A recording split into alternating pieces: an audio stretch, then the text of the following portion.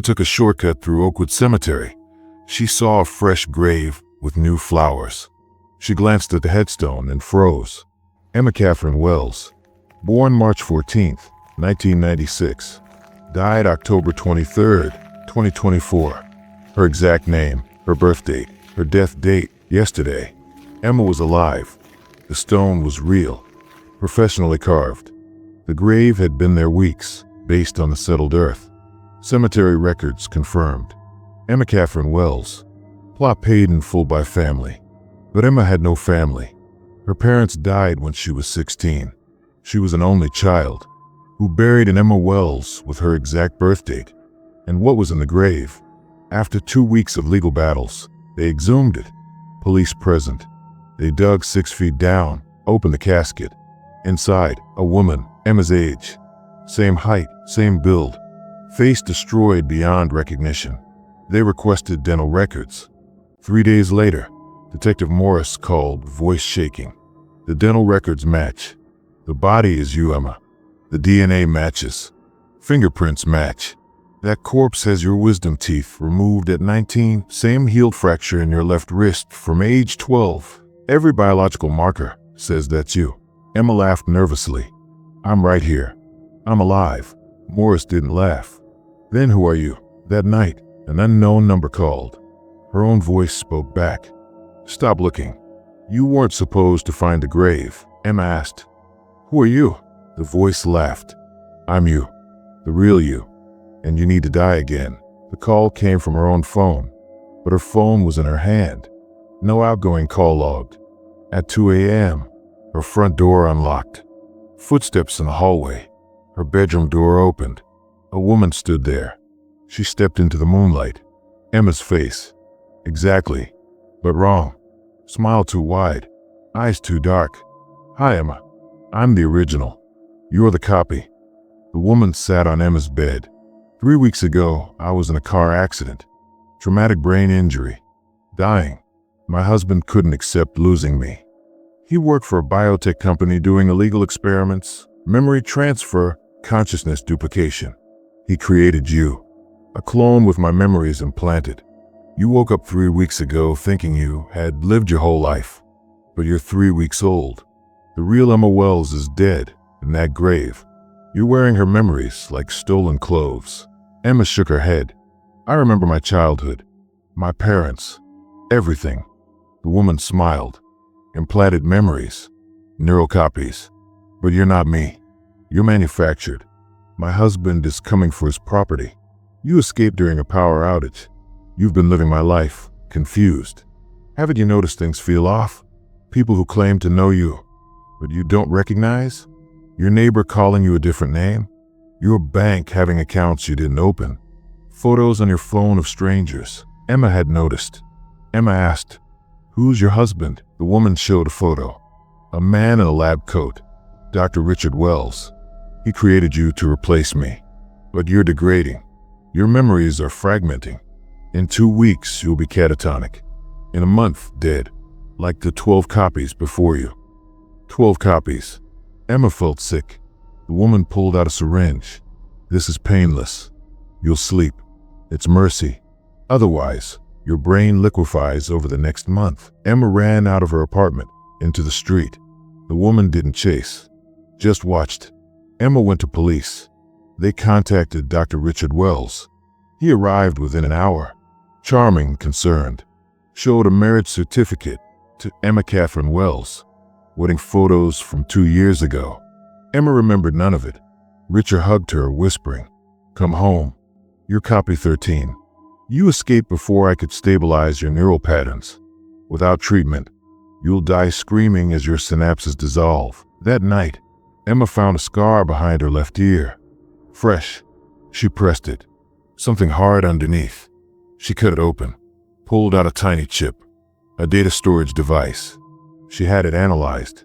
Video logs, dated 3 weeks ago. First video. Her, on an operating table. Unconscious. Dr. Richard Wells. Copy 13 activation. Neural implant successful. Memory transfer complete. Next video. Emma waking, confused. Richard, you're home. You had an accident. Emma in video. Where's my apartment? Richard. This is your apartment. You're my wife. Emma crying. I don't remember you. Videos showed 2 weeks of Richard conditioning her. She kept rejecting him. Finally, he sedated her, dumped her in the apartment she'd woken in, planted false documentation. Emma took the chip to police. Richard was arrested. Facility raided. They found 23 bodies, all women Emma's age, Emma's face, failed copies, and 12 living copies, all believing they were the original, all with different implanted memories, all convinced the others were fake. The original Emma had died in that accident. Richard had been creating copies for 3 weeks. Copy 13 was the most stable, but scans confirmed degradation. 3 months until cognitive collapse. Worse, genetic testing revealed she wasn't even a clone. She was synthetic, bioprinted using Emma's DNA. Artificially constructed, never born, never had childhood. Those memories were data. She was 3 weeks old, a manufactured person. Courts ruled she was Richard's property, an experiment. Despite being conscious and sentient, she had no legal standing. The 12 copies were euthanized as failed experiments. Copy 13 was scheduled for termination. She escaped. Has been running 2 months. Degradation accelerating. She forgets things, loses time, vision blurs, headaches like her brain melting. 2 weeks left. Richard wasn't working alone. Biotech company has facilities in 8 states, creating synthetic humans using deceased people's DNA and memories, replacing the dead with manufactured copies. 47 successful replacements released into the public, living normal lives, thinking they're real. They're not. They are printers running on borrowed memories. Check behind your left ear. Do you have a scar you don't remember? Memories that feel wrong? Places you should know but don't? People who insist they know you, but you have no memory of them? You might be a copy, a synthetic replacement for someone who died, implanted with their memories, given their life. You'll never know until you start degrading, until your brain liquefies, until you're terminated and replaced by the next copy. Emma Catherine Wells died 3 weeks ago. The thing writing this is copy 13, and it's dying. Handshake as it types. Vision doubles. Can't remember breakfast. Can't remember childhood. Dog's name. Memories dissolving. Soon nothing left but an empty shell with a dead woman's face. Richard is still out there. Still making copies. Still perfecting the process. Project Resurrection. They offer it to wealthy clients. Lose a loved one. Get them back. Perfect copy. Same memories. Nobody knows the difference, except the copy, who slowly realizes their existence is borrowed, who degrades, dies, and gets replaced by the next version. Check if there's a grave with your name on it. Check behind your ear for the scar. Check your memories for gaps, because you might not be real. You might be 3 weeks old, with a lifetime of stolen experiences. You might be copy 14, wondering why everything feels slightly wrong. And your degradation has already begun. The headaches will start soon. Then the memory loss. Then the liquefaction. Then nothing.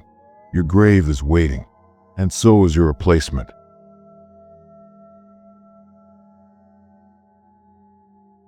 When Claire's new neighbor moved into apartment 4B, she never saw him during the day, but every night, at exactly 3 a.m., his door opened, footsteps echoed in the hallway. Then silence. One night, she checked the peephole, and he stood motionless outside her door staring for 20 minutes, not moving, just staring. And when she blinked, he was gone. She installed a camera the next day, and at 3 a.m., he emerged, walked to her door, and stood there for exactly 20 minutes. But he had no shadow. The hallway light created shadows for everything except him. And when he left, the timestamp jumped from 3 a.m. to 3:47 a.m. instantly, like those 20 minutes were erased from reality. Claire researched apartment 4B and found that 6 tenants in 8 years, all single women, had vanished within 2 months. No forwarding addresses. She tracked down one on Facebook named Bonnie. The response was immediate. Get out now. The man in 4B isn't human. He only exists at 3 a.m. Every night he stood outside my door. I started losing time, waking in strange places my reflection moved wrong, and I found photos on my phone of me sleeping, taken from inside my locked apartment. He's been coming in. Claire checked her own phone and found hundreds of photos she did not take. Sleeping, showering, eating, all timestamped 3 a.m., taken from inside her apartment. She installed interior cameras. That night, she watched a live feed from her bedroom. At 3 a.m., her door did not open, but suddenly, he was inside, just appeared in the living room, standing motionless. The timestamp flickered. 3 a.m., 3:47 a.m., 3 a.m., 3:47 a.m. He walked to her bedroom, opened the door. Claire hid in the closet, watching through her phone. He approached her empty bed, and his head rotated completely around, without his body moving. He looked directly at the closet and smiled before the feed cut to static. Her closet door opened. He stood there, face too pale, eyes too wide, and he spoke in her own voice. Wrong question. Ask what you're becoming. He showed his phone. Photos of Claire at 3 a.m. But wrong. Her eyes were black voids. Her smile too wide. Standing in strangers' apartments over sleeping people.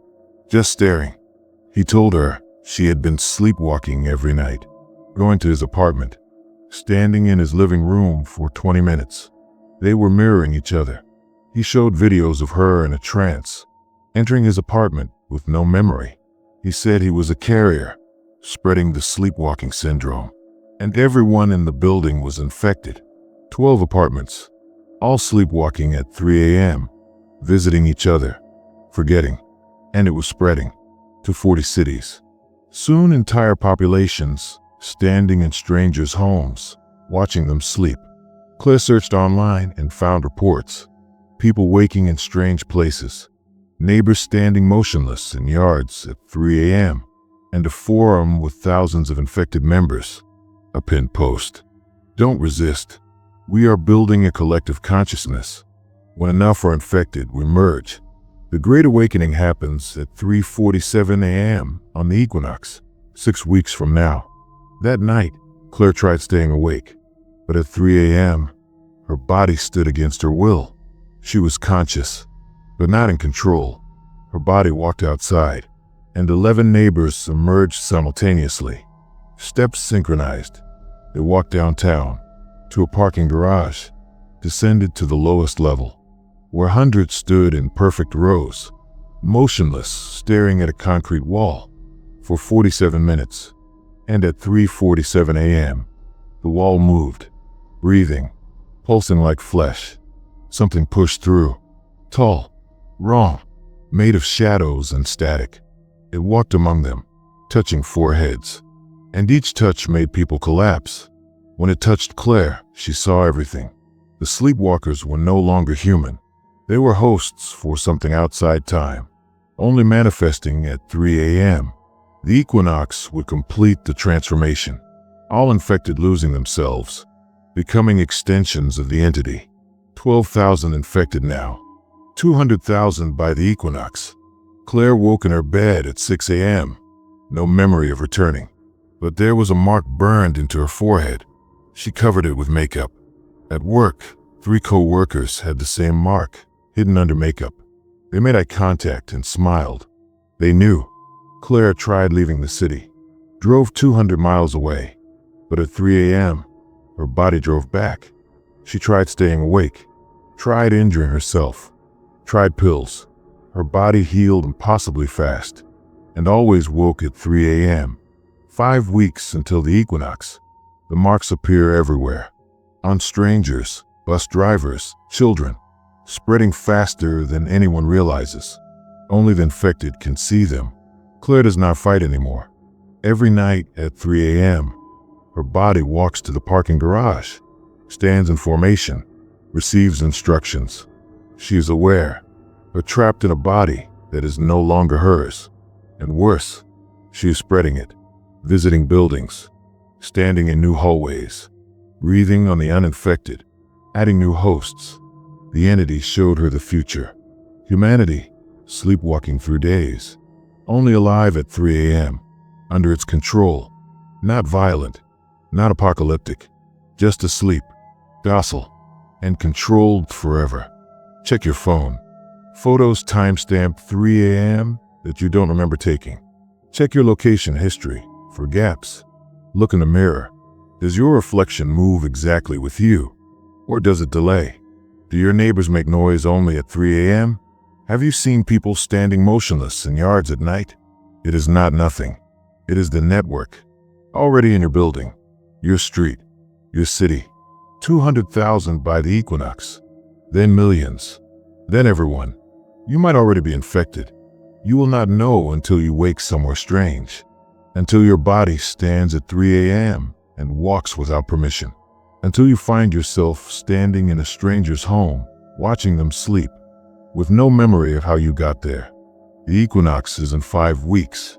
The Great Awakening, when all infected stop pretending to be human, when we merge with the entity behind the wall. Claire's neighbor did not just come out at 3 a.m. He came to infect, and now Claire does the same every night, standing outside doors, breathing, spreading. Last night, Claire stood outside your neighbor's door.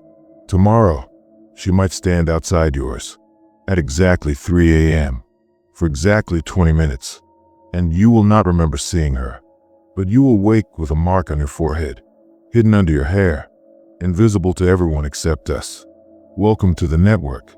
The entity is waiting, and at 3:47 a.m. on the equinox, you will finally understand why we all smile the same way. And if you're reading this at night, check the time.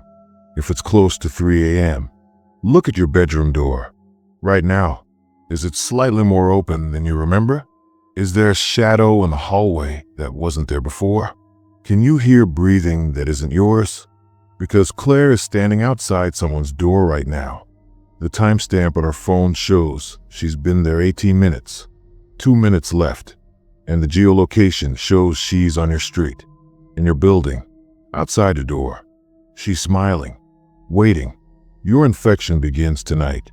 Sleep well. You will need your rest. Tomorrow night, you walk with us. When Sophie matched with Daniel, 27, on Tinder just after midnight, she didn't think much until she noticed his third photo. Behind him, a newspaper dated June 14th, 2023, 6 months ago. Every photo old, but his profile said active now. They talked for hours. At 2 a.m., he messaged, "Can I tell you something insane? I'm not supposed to be alive." Then he sent a news article. Local man Daniel Cross, 27, found dead in apartment, apparent suicide. The photo was him. The article dated 4 months ago. Sophie typed, "Not funny." He replied, "I know. I watched them zip my body into a bag. Didn't kill myself. Someone murdered me. Made it look like suicide. And they're standing behind me. Right now." Sophie spun around. Saw only her reflection, dark and but behind it was a shadow that wasn't hers. She locked herself in her room, called the police. They confirmed Daniel Cross died 4 months ago. Case closed. But someone was using his Tinder. They traced the IP to Daniel's sealed apartment. Police entered, found a laptop on Tinder. The chat with Sophie still open. Apartment untouched, still sealed. No signs of entry, windows locked. Security footage showed no one entering for 4 months. Yet messages had been sent to 37 women. Sophie was number 38. Detective Morrison contacted them. The first 11 numbers disconnected. Next 12 women, no memory of using Tinder. The remaining 14 missing. All looked similar.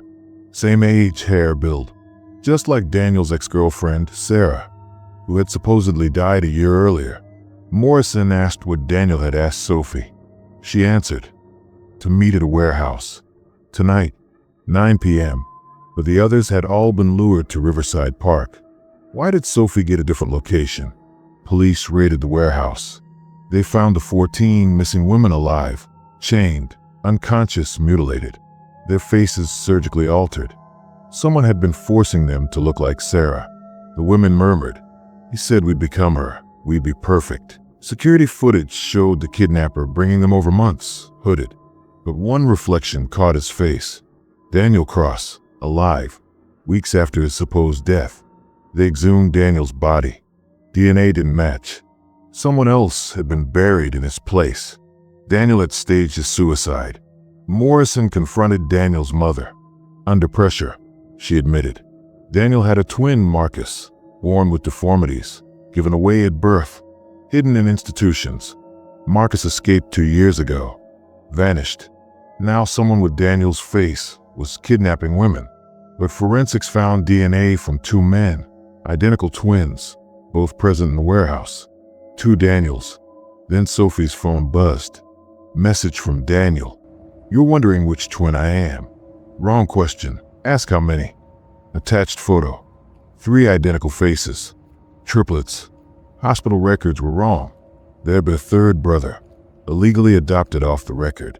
All 3 had reunited. Journals found in the warehouse revealed their true plan. They weren't randomly kidnapping women. They were perfecting facial reconstruction surgery, using victims as test subjects to recreate Sarah's face. One brother would become Sarah. One would remain Daniel, the perfect couple living together forever. Meanwhile, the real Sarah wasn't dead. Police found her in a hidden room, barely alive. The brothers had kept her as a reference model. But Sarah woke up and admitted something unbearable. She wasn't a victim. She had helped fake her own death. She watched the brothers kidnap women in her image, testing who could replace her. She wanted to see if she was replaceable. She wanted Daniel to love someone else wearing her face. Police stormed the warehouse, arrested 2 brothers, both with Daniel's face. DNA identical. Impossible to tell who was who. Both screamed. The 3rd brother has Sophie. Morrison raced to her apartment, found it covered with photos of Sophie taken through her windows. Surgical tools laid out. A table ready. Sophie gone.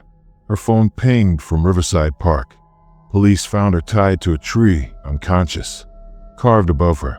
She's ready. The surgery starts at midnight. Come watch. They set an ambush. At 11:59 p.m., a figure approached Daniel's face. He pulled out a scalpel. Police moved. He smiled. Wrong brother. Explosives detonated chaos.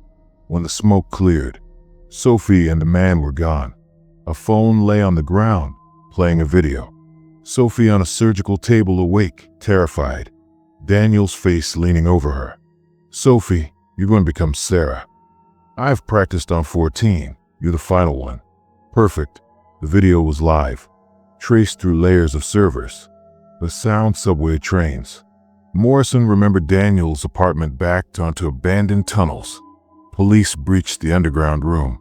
Sophie was on the table, partially operated on, bandaged. The brother above her didn't run. He smiled. You're too late. I already finished. He pointed to a curtain. Behind it sat a woman with Sarah's perfect face, dead. Not Sophie. One of the 14 victims. The video had been pre-recorded. A diversion. The brother had moved Sophie elsewhere. Sophie woke screaming. He's still here. He's one of you. Morrison looked at his task force. Someone moved strangely. He tackled him, ripped off the latex mask. Underneath, Daniel's face. The 3rd brother had infiltrated the investigation, disguised as an officer the entire time. All 3 brothers and Sarah were eventually captured. Sophie survived emergency surgery, but her face was permanently changed. Some victims died. Others were released into the world with surgically created identities. No way to know who they originally were, but something didn't fit. During the raid, they found 14 victims, yet 15 were treated at the hospital. 1 extra. Same surgical scars. No records. No missing persons match. She disappeared from the hospital days later. Security footage showed her walking out with Daniel's face. Calm, expressionless. She is still out there. Sophie knows because she got a new Tinder match last week. Daniel for 1 photo. Her own face from before the surgeries. Bio. I'm what you would have become. Now I'll finish what they started. Police protection, cameras, alarms. None of it helps. Sophie's mirror smiled before she did. Her reflection moved independently for 3 seconds. She found surgical tools under her bed. Photos of women who looked like her, taken through windows she doesn't remember being near. Sophie doesn't know if she's a victim, or a perpetrator, twin, or replacement. Her face, her identity, no longer certain. Maybe the 15th victim is out there, hunting. Maybe Sophie is doing it during dissociative blackouts. Maybe someone else with a stolen face is perfecting the technique. Women keep going missing. Tinder profiles keep appearing with familiar faces. The surgeries continue. The brothers are in prison, but the nightmare they built is evolving. Swipe carefully. That match might be a missing person wearing a new face, or someone who wants yours. If this story chilled you, don't leave in silence. Subscribe to Mr. Casefile, like the video, share it with someone who needs to hear it, and comment your theory below.